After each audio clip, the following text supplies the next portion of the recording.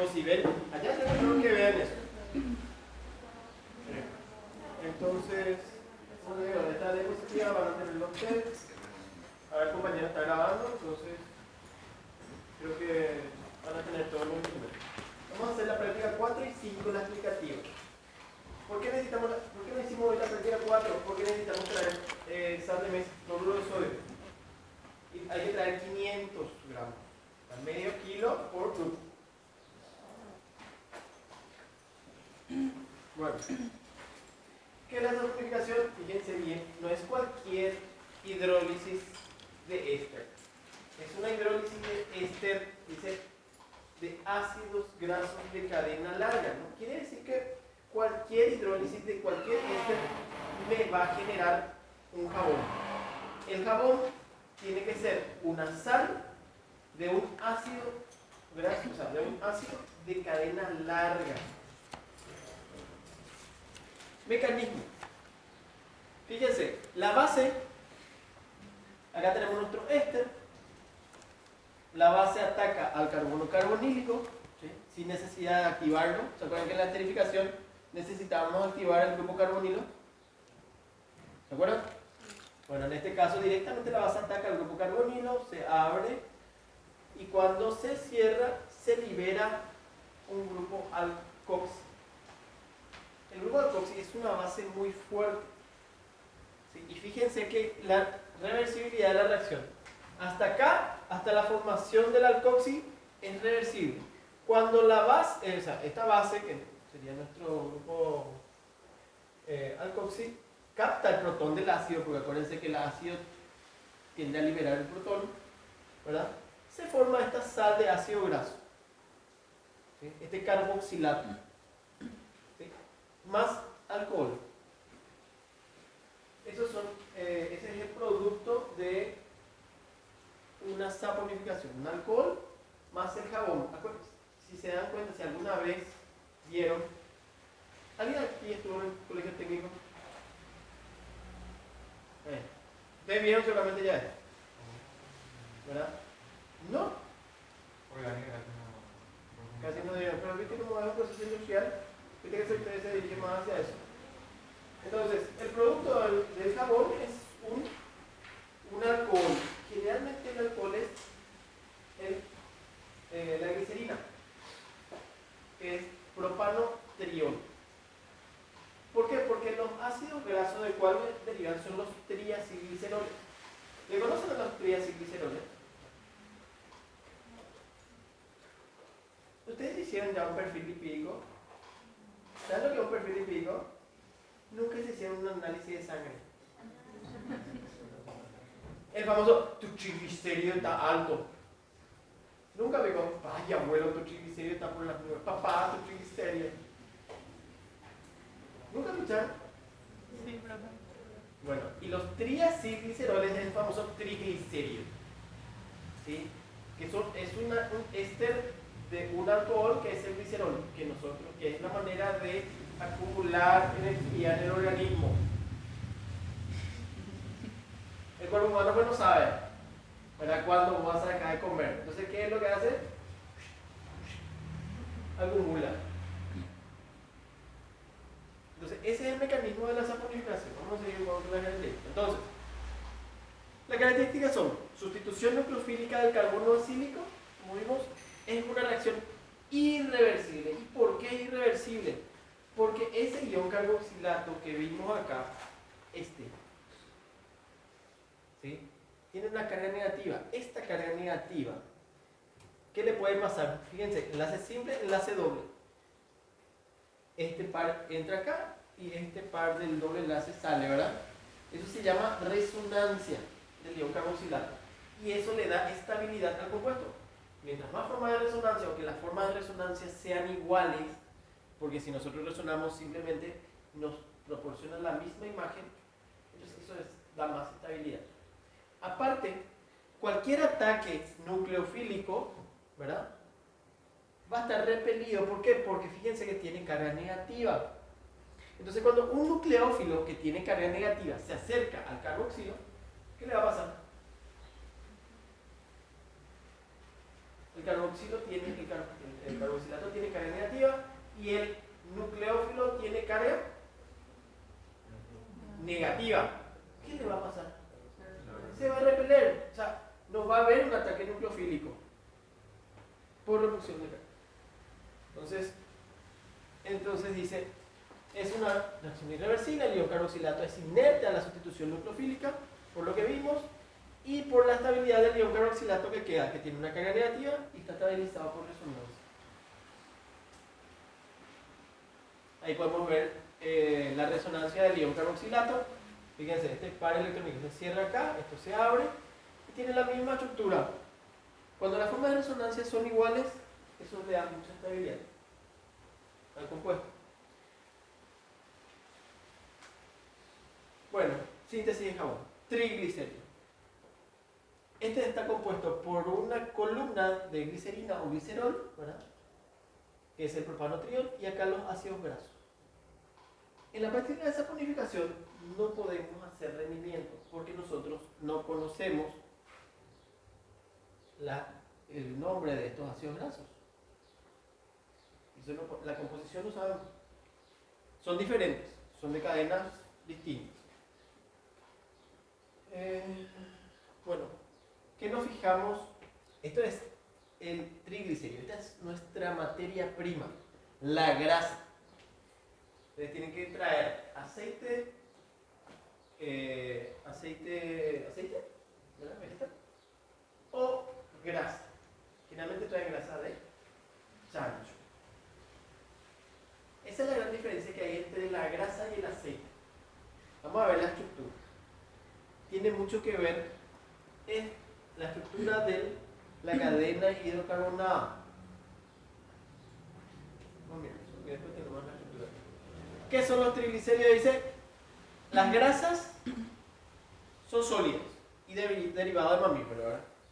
Los aceites son líquidos y son derivados de plantas y animales de sangre fría. Las grasas y aceites son mezclas de triglicéridos que contienen varios tipos de ácidos grasos saturados e insaturados. Esto es lo que les va a diferenciar entre una grasa y un aceite. Los aceites son ricos en ácidos grasos insaturados, pero no cualquier insaturación, insaturados en cis. En cambio, las grasas, que son sólidas, son ricas en ácidos grasos saturados o con insaturación del tipo trans.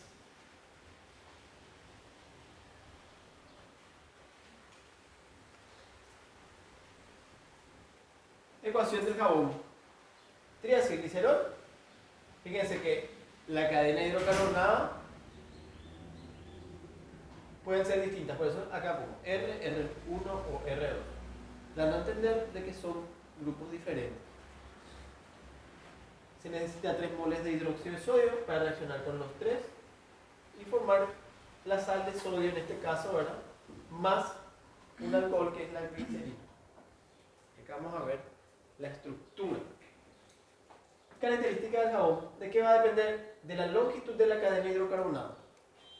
También de qué? Del tipo de insaturación de la cadena hidrocarbonada, ¿sí? Y de la base utilizada. Generalmente los jabones de sodio son sólidos y los jabones de potasio, o las sales de potasio, son líquidos.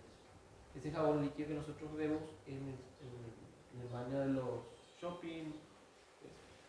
Y acá podemos ver la estructura del ácido graso, ¿verdad? Saturado. Fíjense que esto es prácticamente lineal. Eso le da una fuerza del hondo muy alta.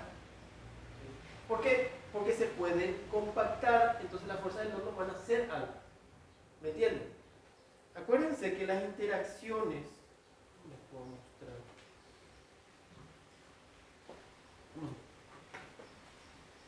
Las interacciones es cuando se hace, ven esto, por ejemplo, en toda la longitud de toda esta molécula y de esta molécula se tocan, ¿sí? Interaccionan. Entonces eso hace que la fuerza intermolecular, las fuerzas del hondo en este caso, porque son compuestos apolares, sea alta. Ahora, ¿qué pasa cuando, fíjense este cosito blanquito acá, ¿verdad? Ven que que ya no tocan algunas partes. ¿Sí? Entonces la interacción no es la misma. Eso es lo que genera este doble enlace de tipo cis. Genera una curvatura y fíjense, varias moléculas de estas cuando se apilen no se van a apilar de manera completa a lo largo de toda la molécula. ¿Me entienden? Uno va a estar así, otro va a estar así y al fin y al cabo va a ser un desastre. Entonces las interacciones son menos favorables. Por eso las fuerzas intermoleculares con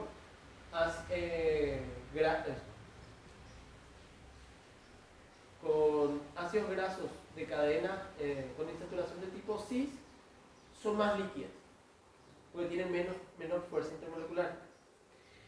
Y fíjense qué pasa con un enlace de tipo trans. Así es una cadena saturada y una cadena insaturada en trans. No hay diferencia, ¿verdad? No hay variación de la dirección de la cadena. Entonces esto puede actuar como uno saturado. ¿Quién cocina acá? Levanten por la mano. Muy bien, muy bien. ¿Andrea? Sí, yo cocino. ¿En serio? ¿Qué cocinaba Andrea? Ni aquí yo no te veo cocinando, pero todo bien. La no me pidas. Milanesa. Sí. Milanesa. Bueno, todos cocinan milanesa. Marinera es lo que es medio peligroso, pero milanesa es más tranquilito. ¿Qué pasa? ¿Qué hace la abuela o qué hacen estos kioscos que venden sándwich milanesa? ¿Ustedes huelen así? Cuando se van a esos kiosquitos, ¿verdad? Así, ¿sabes lo? Un olor a aceite viejo, ¿cierto? ¿Y la abuela qué es lo que hace? Termina de fritar todo su milanesa, ¿verdad? En un tacho de vidrio de café. ¿Verdad? Tacho de café, cuando se limpian todas las abuelas y le ponen el aceite ahí. No sé para qué, pero en algún momento usan creo que no, o sea, la idea es que no. Cuando usan el aceite nuevito, ¿verdad? Es liquidito, así todo bien, ¿verdad? Pero después de terminar el aceite, ¿qué le pasa a ese aceite? Es mucho más espeso, más viscoso. Aumenta la densidad. ¿Por qué? Porque cuando se calienta hay una isomerización de los dobles enlaces. Y de cis se isomeriza a trans. Entonces se vuelve más viscoso. ¿Por qué? Porque aumenta las fuerzas intermoleculares, aparte de que se rompen en algunas partes, pero también hay esa isomerización del doble enlace de cis a trans.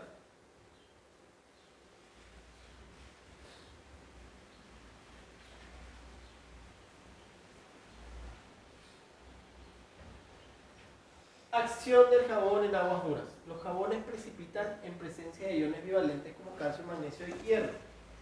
¿Qué son las aguas duras? Las aguas duras son aquellas que contienen iones bivalentes. Ustedes nunca se bañaron, o sea, se lavaron en el campo, ¿verdad? En el interior, hay veces que en el arroyo, ustedes usan un jabón y de repente se le queda todo blanquito en la mano. Ellas son una generación prácticamente no hace nada. Ni se van, ustedes lo único que hacen es estar ahí, ¿verdad? En el arroyo, siempre se baña en el arroyo. Bueno, y antes cuando bañábamos en el arroyo. Sí. Era más limpio, ahora ya no. No. Ahora está todo sucio. Pero en Paraguay eso es. ¿No? Ay, algunas personas no están sucias también. No, es más. Yo me acuerdo de mi infancia. No te infancia con sea hace poco nomás. Yo hasta luego cuando tenía como 5 años. Ya mucho ya. 14 años atrás, muchos años. Tranquila, señora. Dice que uno se va a la ¿verdad? Se lava la mano. Y estas aguas de arroyo son ricos en iones bivalentes. El jabón, ustedes saben que todas las sales de calcio precipitan. Todas las. Ustedes no sé, analítica, supongo que saben que todos los nitratos son solubles, ¿verdad? Así decía. Bueno, en este este caso, los carbonatos y los fosfatos, ¿verdad?, en presencia de iones calcio, precipitan. ¿Qué se hace para eliminar las aguas duras? Generalmente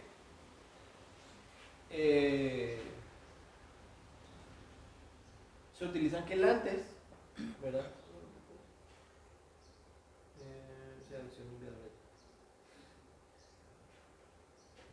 Se utilizan quelantes, ¿verdad?, de calcio o fósforo para eliminar estos, calcio, magnesio o hierro más 2, para eliminar estos iones y así el jabón tenga su función. ¿Cuál es la función del jabón? ¿Para qué usamos el jabón? ¿El jabón para qué usamos? Para limpiar, más vale, todos los días usamos, ¿verdad? Para eso usamos, ¿verdad? Sí. ¿Qué naturaleza tiene la suciedad? Lo que nosotros, de repente algunos más que otros, ¿verdad? Lo mío, por ejemplo, yo a la noche ya hago así, tengo 2 kilos de grasa, ¿verdad? Pero de repente tengo que lavarlo con ese jaboncito que es para el rostro, porque si no, porque el jabón no va a secar, ¿verdad? Se envejece, el jabón envejece, ¿cierto? Pero tenemos que quitarnos esa, besarle a tu novio así de, y 2 kilos de grasa, ¿verdad? Okay. Después, más famoso, le da un chuponcito acá y se te salado. Ay, ¿quién no le digo? Que no, nunca le dieron un chuponcito acá al novio después del fútbol. Ay, qué antirromántica. Lo más lindo del mundo es que te decía, hola amor, así todo sudado, cómprate. Bueno, es para que tengan en cuenta nomás el tema del... Entonces el jabón, ¿qué es lo que hace? El jabón tiene una doble polaridad. Porque la naturaleza de la suciedad es apolar. Porque yo con agua no sale esa grasa, ¿verdad? Yo me lavo el rostro después de bañarme no uso jabón, por ejemplo. No sale la suciedad. Porque la suciedad tiene una naturaleza apolar. Y el agua con lo apolar, ¿verdad?, no se mezclan. Entonces yo necesito algo, en este caso el jabón, que interaccione con el agua y que interaccione con la suciedad. Y ese es el jabón. Tiene un comportamiento bipolar, como muchas cosas que la naturaleza.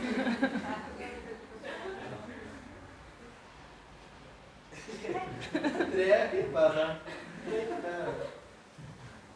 Acá con le dio todito a Andrea. Este tipo, no sé qué. Entonces, la cadena hidrocarbonada reacciona con la suciedad y la cadena polar, o sea, la cabeza polar del jabón, que está dada por el carboxilato, interacciona con el agua. Y eso forma una micela. Fíjense, la parte hidrofílica, que es la cadena, la cabeza polar, que está dada por el carboxilato, interacciona con el agua, y la cadena hidrocarbonada se mete adentro e interacciona con la suciedad y lo engloba, y así se elimina, formando una micela de este tipo. Dentro de esta micela queda la suciedad, y eso es arrastrado por el agua.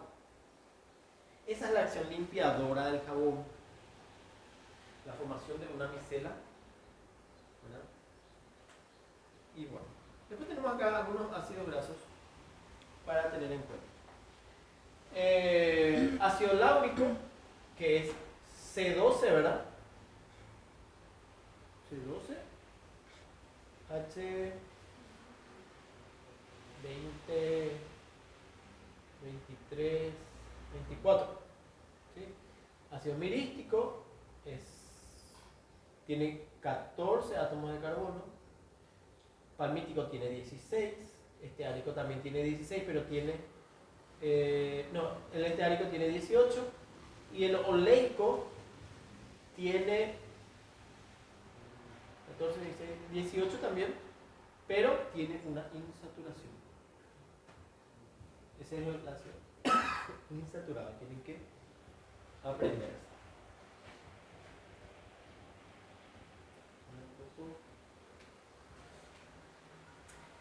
¿Cuál es el problema? Fíjense ahí el dibujito de esta. ¿Qué hay acá? ¿Qué le pasó a nuestro río, al lago Ipacaraí? ¿Ustedes se fueron al lago Ipacaraí alguna vez hace poco? Bueno, estaba muy contaminado. ¿Qué había? Algas.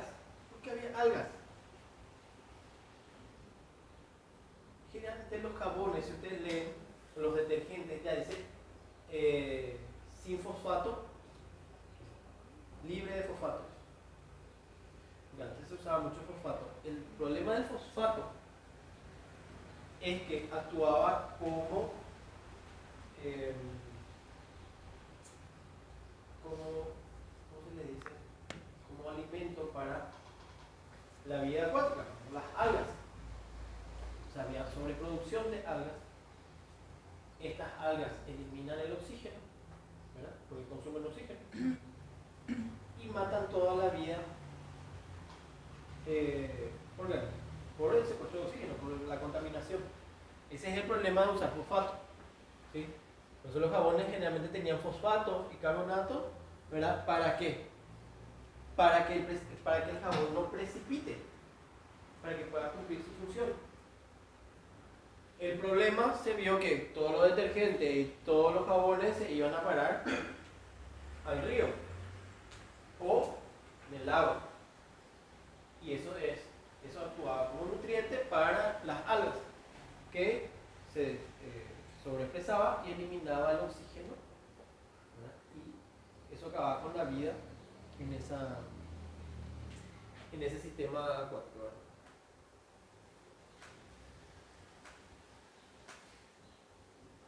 Parte experimental. Dice, primero que nada, ya saben que tienen que traer la próxima clase, tienen que traer el profe Cáceres, ya vendió ya su aceite de ahí, ¿verdad? Está ahí para vender. Puede ser aceite o grasa, pero eso ya depende de ustedes.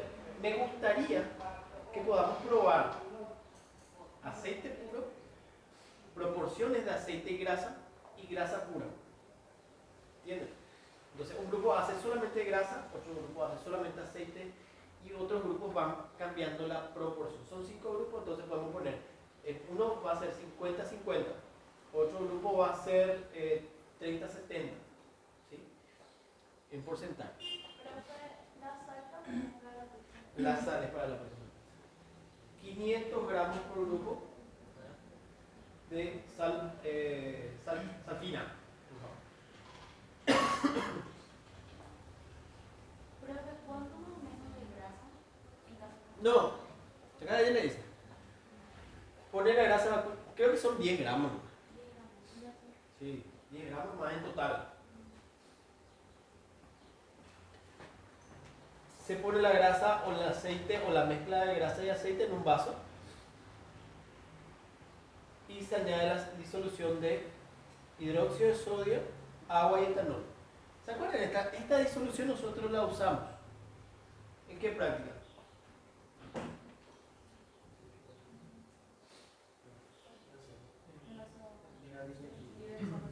En la síntesis de bioinsalacetonas. ¿Por qué le agregamos el etanol al hidróxido de sodio?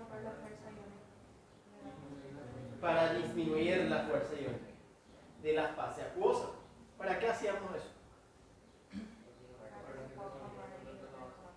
Para que pueda atacar la base a los reactivos, ¿verdad?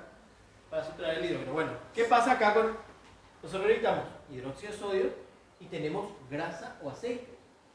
Pero el hidróxido de sodio es soluble en fase acuosa y no en fase orgánica, polar. Entonces, nuevamente, la función del etanol es disminuir la fuerza iónica de la fase acuosa para que la base pueda atacar al éster, que en este caso es el triacilglicerol. ¿Está bien? ¿Se entiende? Esa es la misma función. Bueno, una vez que le agregamos esta solución al vaso que contiene la grasa o la mezcla o el aceite,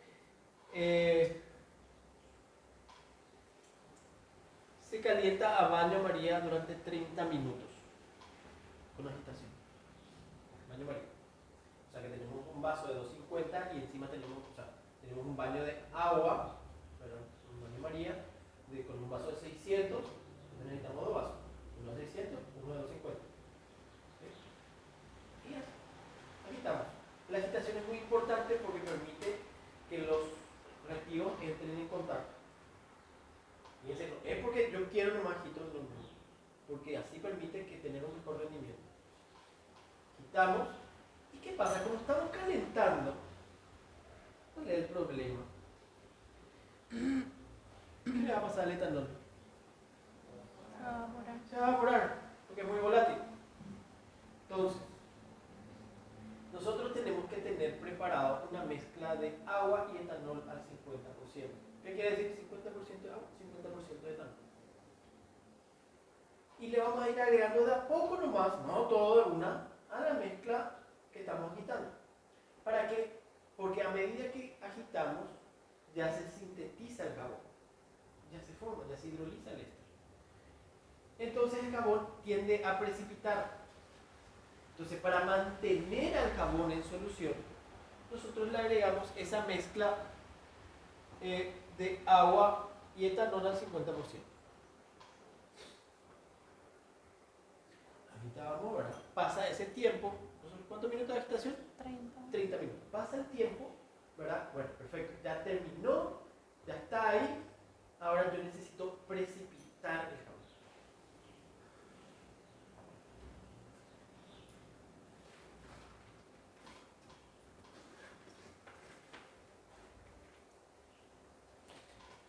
O sea, yo voy a separar. Y para eso, ahí utilizo mi solución saturada de cloruro de sodio.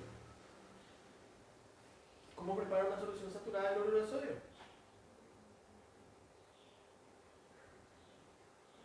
¿Cómo prepararía una solución saturada? ¿Vaso? ¿Igual? Hasta que se disuelva todo. ¿Y después se disuelve todo y después? Hasta que se quede, hasta que ya no se solubilice. Y la solución sobrenadante es una solución saturada. ¿Está claro? Bueno, y esa solución saturada la vamos a colocar a nuestro vaso original. A nuestro vaso original. Y vamos a bajar la temperatura también. Porque todo eso va a favorecer a precipitar el jabón. ¿Vamos? ¿Me están haciendo? Entonces, vamos a necesitar hielo, sal. Bueno, se recoge el precipitado formado por filtración al vacío, eso ya lo vimos, en un embudo de Buchner, y se lava 2 veces con agua helada. ¿Por qué se lava con agua fría, helada? Porque acuérdense que el jabón es soluble en agua. Entonces, mientras más lavamos con agua, más pérdida de jabón vamos a tener. Entonces, vamos a disminuir el efecto de la solubilidad bajando la temperatura del agua.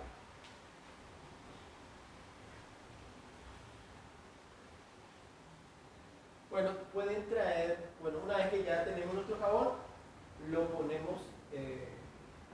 Otra cosa importante del lavado es que tenemos que lavarlo bien. ¿Por qué? Porque si no va a ser muy alcalino. Ustedes se imaginan tener un pH 14 para nuestro jabón y, ¿verdad? Sí o sí mata bicho. Para el perro va a matar el bicho y también le va a pelar. Y para nosotros acá nos va a quedar una reacción hiperalérgica, ¿verdad? Porque va a ser súper alcalino. Pero nosotros el lavado es muy importante para bajar el pH. Acá en la práctica nos pedimos tener un pH de 7, ¿verdad? Un 2, así, un jabón cremoso y nambrina luego. No, acá vamos a tener un buen pH de 10, por ejemplo. ¿Sí? Para nuestro jabón, pero por si acaso no lo utilicen. Ahora, si tienen la suegra y eso que le hace la vida imposible, ¿verdad? Entonces lo pueden poner, podemos hacer en moldes de corazoncito, le ponemos la envoltura, súper linda, ¿verdad? Suegrita, este es para vos. Ahí ya veo ya algunas caras que tienen idea de qué van a hacer.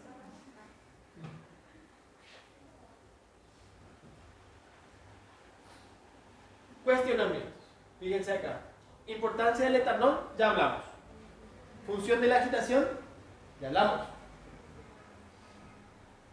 Sigamos los cuestionamientos. ¿Para qué es el agregado de la mezcla agua y etanol? Ya hablamos. ¿Cuál es la función del calentamiento? Ya hablamos.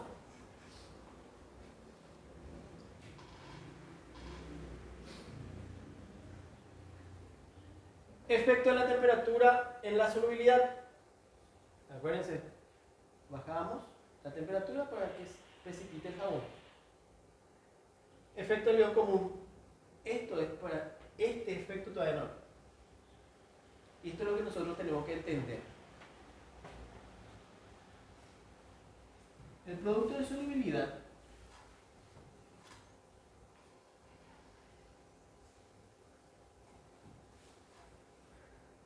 de una sal está dado por la concentración del anión por la concentración del catión, ¿verdad? Cuando nosotros le agregamos, como nosotros estamos formando, utilizamos hidróxido de sodio, entonces ¿qué jabón vamos a tener? Vamos a tener una sal de sodio, ¿cierto? Entonces, nuestro KPS va a estar dado por nuestro anión por la concentración, en este caso, del catión. El anión sería la cadena hidrocarbonada del jabón. Si nosotros le agregamos cloruro de sodio, ¿qué le estamos agregando al sistema? Sodio, ¿verdad? Aumentamos la concentración de sodio, se alcanza más rápido el producto de solubilidad y el jabón precipita. Si nosotros estamos haciendo jabones de potasio, ¿yo qué voy a utilizar acá? Cloruro de potasio, ¿verdad? ¿Y qué base voy a utilizar? Hidróxido de potasio para formar mi jabón de potasio. ¿Entienden el efecto del ion común?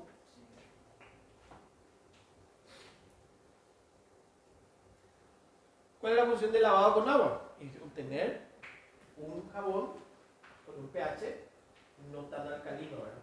Para eliminar el exceso de hidróxido que haya quedado. Efecto sobre el rendimiento. Mientras más lavado hacemos, nuestro rendimiento va a caer, pero nuestro pH va a mejorar. Y bueno, una vez que tenemos todo, ustedes pueden separamos nuestro jabón, ¿verdad? A eso le podemos poner esencia para que tenga más color, ¿verdad? Le podemos poner algún colorante para que le dé algún tipo de color, ¿sí? Eso fundimos, se funde el jabón, ¿verdad? Y se le coloca en moldes. No se imaginan todos los moldes que ya hicieron acá. Uno era, me imagino que era el molde que venía con la caja, ¿verdad? Pero alguien trajo una vez un molde bastante peculiar. Otro todo tiernito, traía el corazoncito, qué sé yo, alguien trae un... Yo le pregunté, ¿eso estaba en una caja? Y se rió, no, pero bueno. Entonces pueden traer lo que quieran. Cada uno es libre de traer, ya somos grandes, ¿verdad? Y si quieren un jabón de esa clase, pueden traerlo también.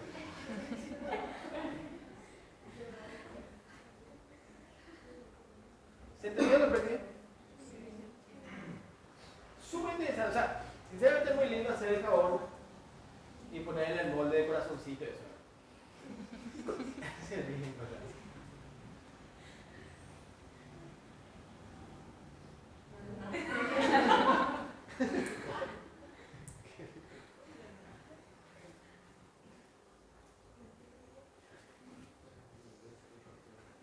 Después de esa purificación que tenemos,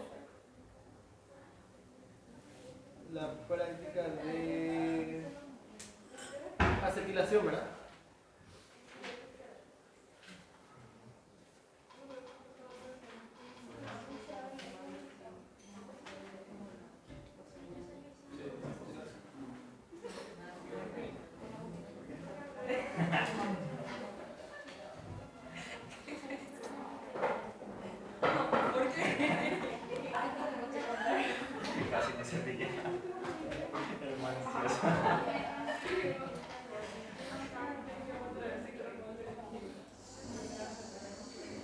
Bueno, vamos a hacer ahora la acetilación. Vamos a dar una lección de acetilación y vamos a sintetizar aspirina o ácido acetil salicílico. ¿Ustedes saben para qué usan el ácido acetil salicílico?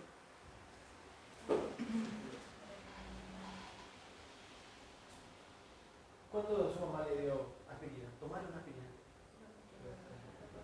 Cuando tenés cefalea, un dolor de cabeza y ya la aspirina. Algunos tienen familiares cardíacos, ¿sí? Se le da aspirina. Toda la mañana una aspirina. Tiene propiedades anticoagulantes. Es antifebril también. ¿Tiene fiebre? Aspirina. Bueno, esa es la historia. ¿De dónde deriva? De la corteza del sauce o salix, por eso su nombre. Al principio se sintetizó ácido salicílico, que tenía las mismas propiedades, ¿verdad? Solamente que el problema del ácido salicílico que era muy ácido. Muy ácido. Entonces se fue viendo la manera de disminuir ese efecto. Después tenemos también el salicilato de sodio. Eso es donde lo solemos ver. Esas pomadas, ¿verdad? Tipo Calorú y esas cosas, ¿verdad? Que es para la inflamación, el dolor. Solemos utilizar eso. Y después tenemos la aspirina, ¿verdad? Que es el éster. El éster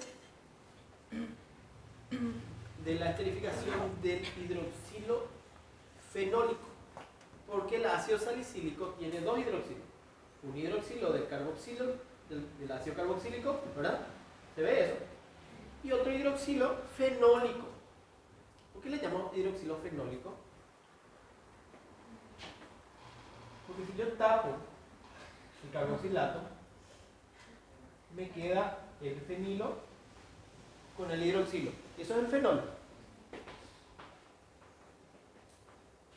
Dice, tal sódica, bla, bla, bla. Menos ácida, no es desagradable y tiene iguales propiedades farmacológicas. Vamos a ver el mecanismo de la síntesis de Kolb. La síntesis de Kolb es para obtener ácido salicílico, no para tener ácido acetil salicílico. Es para obtener ácido salicílico. ¿En qué consiste? Fíjense que el fenol se trata con una base muy fuerte, porque el fenol es mucho más ácido que cualquier alcohol. Ustedes vieron eso ahora, ¿verdad? La resonancia del fenóxido. Porque la idea es que ese protón se libere para actuar de forma ácida y ese par electrónico que queda en el oxígeno se deslocaliza en la nube electrónica del anillo aromático. Por eso es mucho más ácido que cualquier alcohol. Entonces, en presencia de una base se capta el protón del hidroxilo fenólico, se estabiliza por resonancia y luego hay un ataque. ¿Cómo se va a llamar el ataque del dióxido de carbono al anillo bencénico? Sustitución nucleofílica o electrofílica aromática. ¿Cuál va a ser? Electrofílica va a ser si es que nosotros le miramos del dióxido de carbono al anillo. ¿Verdad? ¿Se entiende? Es la perspectiva, ¿verdad? Entonces, ¿qué va a pasar? El dióxido de carbono, como tiene un orbital vacío, va a captar, preferentemente, si está acá, esto es orto paradirigente. Ahora algo estoy dando, me están diciendo. Tiene sentido lo que estoy dando ahora. Entonces va a dirigir acá, preferentemente en la posición orto, ¿verdad? Al dióxido de carbono.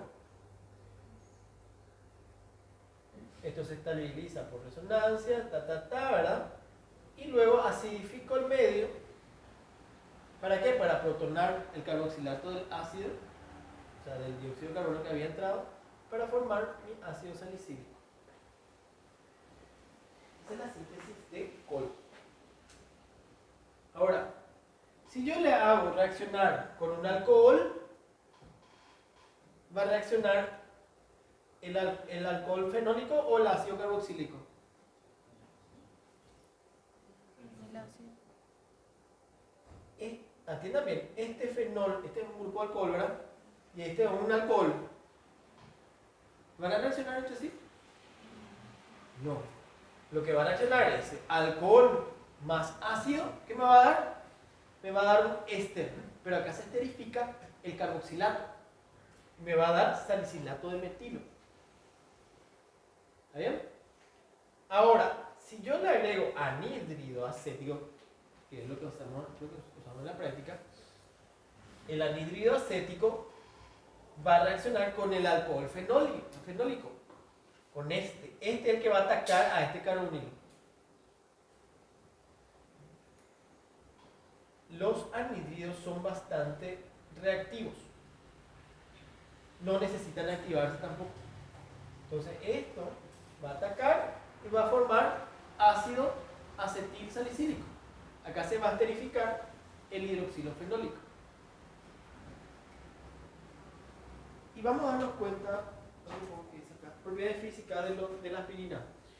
Cristales blancos, inodoros, amargos, se hidrolizan en el aire húmedo, ligeramente solubles en agua. Eso nosotros vimos en orgánica 1, ¿verdad? La solubilidad de la aspirina. ¿Verdad? Era poco soluble en frío y muy soluble en caliente. El problema de calentar era la hidrólisis del éster. Es el único. Alergeno y moderadamente tóxico. Propiedad farmacológica: analgésico, antipirético, eso es antifebril, antiinflamatorio y antiagregante plaquetario. ¿Quieren saber por qué es antiagregante? Cuando de más adelante, espero, o antes ya, hay unas enzimas que se llaman ciclooxigenasas. Así que son responsables de compuestos que actúan a nivel plaquetario. Entonces, al inhibir esta ciclooxigenasa, no se forman estos compuestos intermediarios para la coagulación. Por lo tanto, es antiagregante.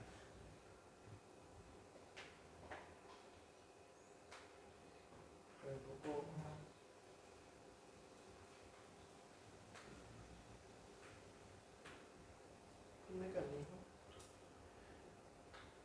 Bueno, algo que les quiero contar y para que tengan en cuenta acá, pues creo que está mal adelante la verdad, es que para sintetizar, nosotros vamos a partir de esto. Para sintetizar aspirina, ¿verdad?, con esta reacción, nosotros necesitamos que este hidroxilo esté libre. Porque este hidroxilo con este carbonilo que está acá suelen formar un puente de hidrógeno intramolecular. Entonces ese hidroxilo no es que está muy disponible. Yo tengo que romper ese quelato acá, ese puente de hidrógeno intramolecular, para dejar libre a este hidroxilo y que este hidroxilo pueda atacar a mi anhídrido. Generalmente, vamos a ver la primera etapa de nuestra parte experimental, para eso es el agregado del ácido sulfúrico. Fíjense, vamos a la parte experimental. Vamos a agregar anhídrido acético, 12,5 ml, más 5 gramos de ácido salicílico y con mucho cuidado 10 gotas de ácido sulfúrico. Esa reacción es exotérmica. Dice la guía, vamos a ver que tenemos que mantener cierta temperatura, pero en realidad lo que vamos a hacer es, nuestra plancha, vamos a calentar, pero no es que vamos a depositar ese calor que sube de la plancha, es suficientemente caliente como para favorecer la reacción. Y eso vamos a agitar 5 minutos. Entonces el ácido sulfúrico lo que hace es protona el carbonilo del ácido, ¿sí?, y rompe el puente de hidrógeno intramolecular y deja libre al hidroxilo fenólico para que ataque al anhídrido. Bueno, luego de los 5 minutos, ¿qué pasa? Vamos a agregar 20 mililitros de agua fría. Nuevamente. Eso es para resuspender la aspirina que está precipitada. ¿Por qué agua fría? Porque el producto genera agua, ¿verdad? Y otra vez, el problema es que el agua puede hidrolizar el éster. Porque estamos en presencia del catalizador que era el ácido. Entonces, esta es una parte crítica donde nosotros agregamos el agua, 20 mililitros de agua bien fría, y luego vamos a filtrar al vacío. ¿Sí? Filtramos al vacío y lavamos con agua fría. Tenemos que lavar. Se pesa y se calcula el rendimiento. De acá vamos a sacar una pequeña porción y vamos a colocar en un tubito Eppendorf, porque esa va a ser mi aspirina impura, porque ese es mi rendimiento bruto. Todavía no empecé el proceso de purificación. Entonces esta es mi aspirina impurificada. Nosotros vamos a sacar un poquitito, vamos a poner un Eppendorf que se le va a dar, vamos a guardar y luego vamos a empezar el proceso de purificación. ¿En qué consiste? Vamos a preparar 50 mililitros de una solución saturada de bicarbonato. ¿Sí? Ya saben cómo preparar una solución saturada, ¿verdad? Primero 50 ml, o sea, ponemos 50 ml de agua, bicarbonato hasta que no solubilice más. Bueno, y eso agitamos. El bicarbonato, ¿por qué va a reaccionar? Va a neutralizar los protones del ácido sulfúrico, ¿verdad? Y también va a reaccionar con los protones del ácido de la aspirina, porque la aspirina, acuérdense que es ácido acetil salicílico. ¿Y qué va a formar? Va a formar la sal soluble del ácido acetil salicílico. Va a formar su, ¿cómo se diría?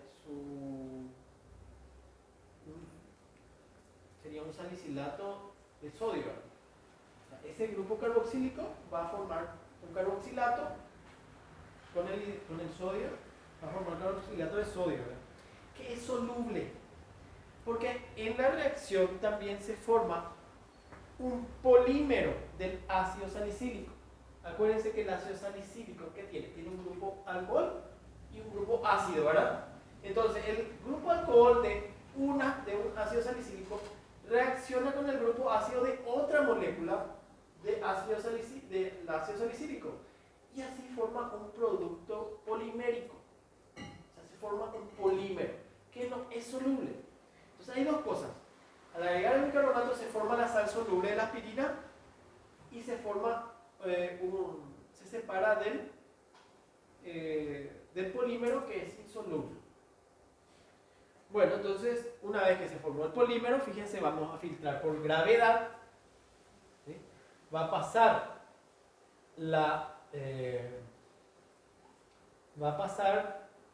la sal soluble de la aspirina, va a filtrar y va a quedar el polímero en el filtrado, ¿verdad?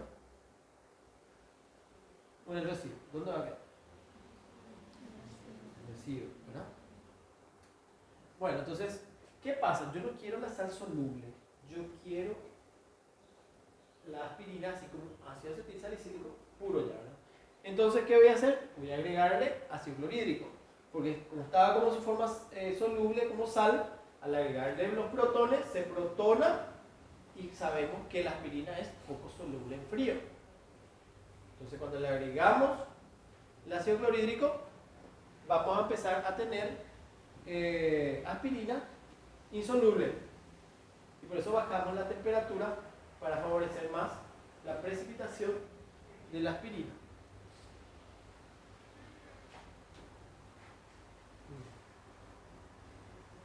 Le agregamos el ácido clorhídrico y enfriamos.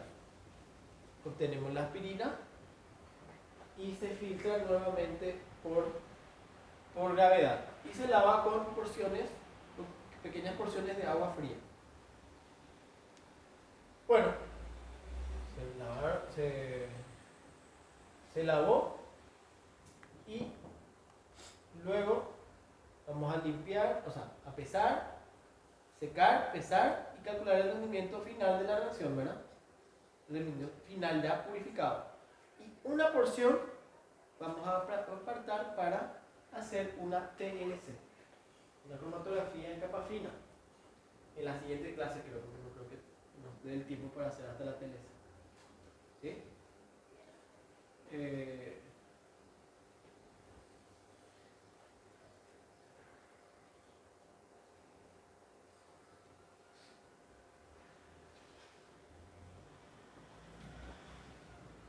¿Qué esperamos para la TLC? Fíjense, vamos a tener 3 puntos de siembra: aspirina impura, aspirina purificada y el patrón de aspirina. Eso tiene que migrar. Nuevamente la fase móvil va a ser acetato de etilo y nos vamos a dar cuenta de esto, que la aspirina impura tiene una mancha superior. Acuérdense, el polímero es de naturaleza apolar, por eso migra más en una TLC. En la TLC la fase estacionaria es polar, por eso lo que migra más es menos polar y lo que migra menos tiene más características polares. ¿De acuerdo? Y vamos a tener la aspirina impura, una mancha que migra igual que el patrón de aspirina, y la aspirina purificada, la misma mancha a la misma altura. Pero ¿qué ya va a desaparecer acá? La mancha del polímero. Eso es lo que queremos ver. ¿Qué logramos ver con la TLC? Primero, que sintetizamos aspirina. Segundo, que nuestro proceso de purificación funcionó. Porque si aparece otra vez la mancha acá en la aspirina purificada, quiere decir que nosotros tenemos que volver a hacer el proceso de purificación hasta que esa mancha desaparezca. ¿Está claro? ¿Se entendió? Entonces,